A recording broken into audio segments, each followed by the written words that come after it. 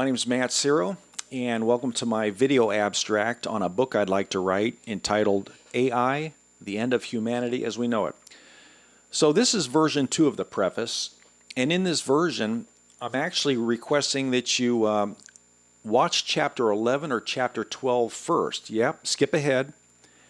And when you watch that, probably chapter 11 is the best one, you're going to realize what this guy is saying is so far-fetched, there's no way in hell it's going to happen. Okay? And then watch all the videos in order, starting with this preface, of course, 1, then all the way up to, I think I'm going to end probably at chapter 14 or 15.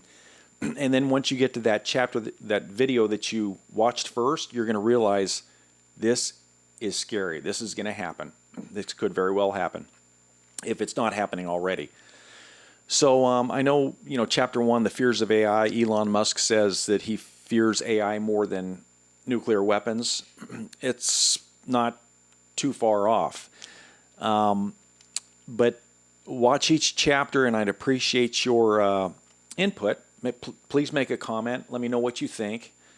And I will have links in the description at the end of all of these videos as citations, if you will, on what has happened, what you just watched, and you can see what I'm talking about.